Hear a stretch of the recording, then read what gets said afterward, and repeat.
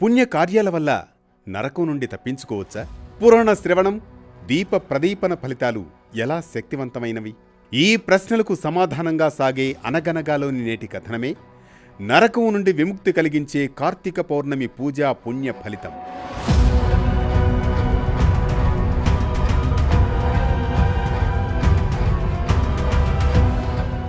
అనగనగా యాగద్రవ్యాల కోసమని వశిష్ఠ మహర్షి జనక మహారాజు నివాసానికి వెళ్ళగా ఆయన కోరికపై వశిష్ఠుడు వివరించిన సంపూర్ణ కార్తీక మహాపురాణం అష్టమాధ్యాయంలోని కథా సందర్భమే ఇది. ఓ మహారాజా, కార్తీక మాసంలో హరిని పూజిస్తే వారు పాపరహితులై వైకుంఠాన్ని చేరుతారు. కార్తీక స్నానం చేసి విష్ణుని సన్నిధిలో దీపమాలిక పూజా ఆచారాలు చేసే వాళ్ల పాతకాలు కూడా నశించి వారు పరమపదాన్ని పొందుతారు. దీని సాక్ష్యంగా వినగలిగే ఆయురారోగ్యాన్నిస్తూ అన్ని పాపాలను నశింపజేసే ఓ కథను ఇప్పుడు చెబుతాను, ఆలకించు. కళింగ దేశీయుడైన మంధరుడు ఒక బ్రాహ్మణుడు. చిన్నప్పటి నుంచి స్నాన సంధ్యాచరణలు, వేద పాఠాలు వదిలేస్తాడు. అప్పుడు కూడా పరులను కూలీ పనికి వాడేవాడు.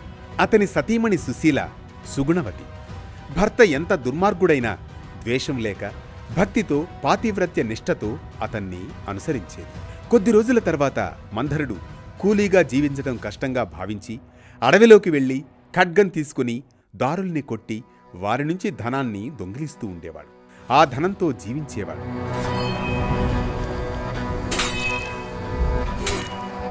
ఒకసారి మంధరుడు ఒక బ్రాహ్మణుని బాటసారిగా పట్టుకుని ద్రవ్యంతో పాటు చెట్టుకు కట్టివేస్తాడు. ఆ సమయంలో అక్కడ భయంకర కిరాతకుడు వచ్చి మంధరుణ్ణి, బంధిత బ్రాహ్మణుణ్ణి చంపి ద్రవ్యాన్ని తీసుకువెళతాడు. కాని ఆ సమీప గుహలో ఉండే పెద్ద పులి కిరాతకుడి దొంగతనాన్ని గమనించి అతనిపై దాడి చేస్తుంది.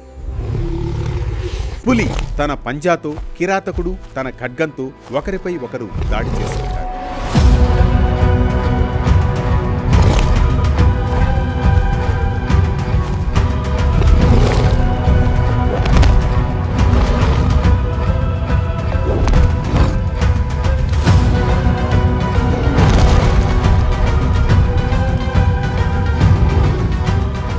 ఫలితంగా ఆ పులి, కిరాతకుడు ఇద్దరూ ఒకేసారి మరణిస్తారు. ఇలా మంధరుడు, బ్రాహ్మణుడు, కిరాతకుడు, పులి ఈ నలుగురు నరకానికి చేరుకుంటారు. యమకింకరులు వారిని రక్తకూపంలో పడేస్తారు. అది పురుగులు, అమేధ్యముతో నిండిన భయంకరమైన స్థలం.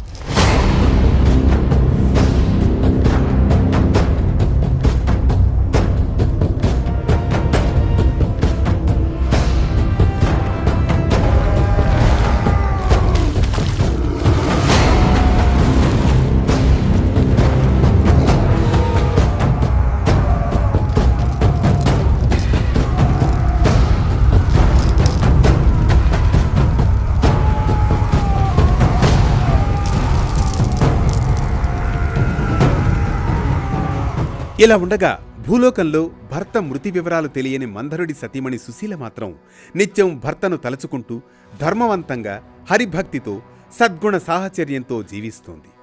ఒకరోజు నిరంతర హరినామ సంకీర్తనలో నిమగ్నమైన ధర్మపరుడు యతీశ్వరుడు ఆమె ఇంటికి వస్తాడు. సుశీల తన భక్తితో అతనికి భిక్ష ఇచ్చి, అయ్యా, నా భర్త కార్యార్థం కోసం వెళ్లారు, ఇంకనూ రాలేదు, నేను ధ్యానంతోనే సమయాన్ని గడుపుతున్నాను అని చెబుతుంది. యతీశ్వరుడు ఓ సలహా ఇస్తాడు. అమ్మా, ఆవేదన పడకు, ఈరోజు కార్తీక పౌర్ణమి మహాపర్వదినం. ఈరోజు సాయంత్రం మీ నివాసంలో పురాణ పఠనానికి ఏర్పాట్లు చేయుము, దీపం వెలిగించు అనగానే సుశీల వెంటనే ఇంటిని పరిశుభ్రం చేసి గోమయంతో అలంకరింపజేసి ముగ్గులు వేసి 2 వత్తులతో దీపాన్ని శ్రీహరికి సమర్పిస్తుంది. యతీశ్వరుడు ఆ దీపంతో విష్ణువును పూజించి మనశ్శుద్ధి కోసం పురాణ పఠనాన్ని ప్రారంభించాడు.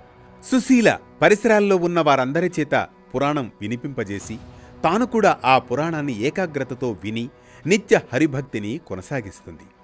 తర్వాత యతీశ్వరుడు శుభాశిస్సులు అందజేసి వెళ్ళిపోతాడు. సుశీల నిరంతర హరిసేవనంలో నిమగ్నమై క్రమక్రమంగా జ్ఞానవంతురాలై ధర్మం, భక్తి, శాంతిమూర్తిగా జీవిస్తూ తదుపరి కాలధర్మం చెందుతుంది. విష్ణుదూతలు సుశీల కోసం ఒక దివ్య విమానం తీసుకువస్తారు. ఆ విమానం నందనవనం, మందార మందిరాలు, రత్నమౌక్తికాలు, ప్రవాళాలతో అలంకరించబడి ఉంది. సుశీలను ఆ విమానంలో ఎక్కించి వైకుంఠానికి తీసుకువెళుతూ ఉంటారు.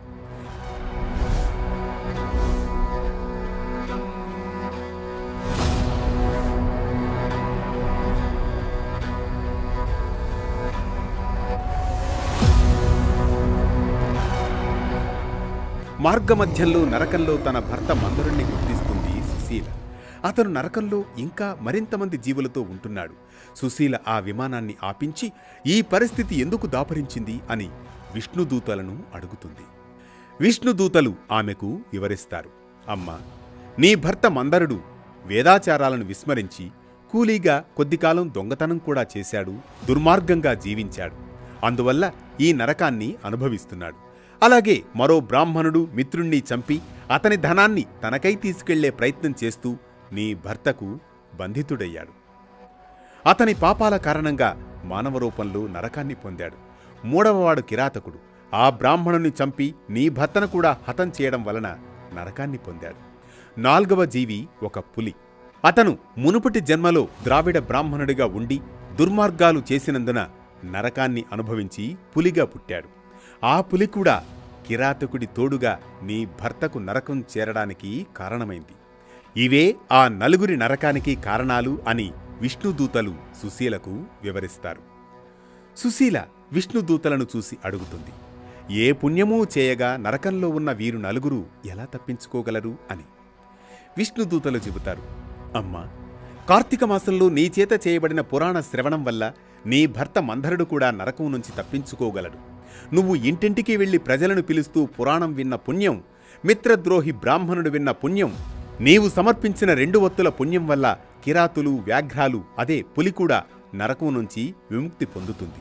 అలా సుశీల తన పుణ్యాలను వారందరికీ అందించగా ఆ నలుగురు నరకం నుంచి విముక్తులై దివ్య విమానాల్లో ఎక్కి సుశీలను ప్రశంసిస్తూ మహాజ్ఞానులను పొందే స్థాయికి చేరుకుంటారు.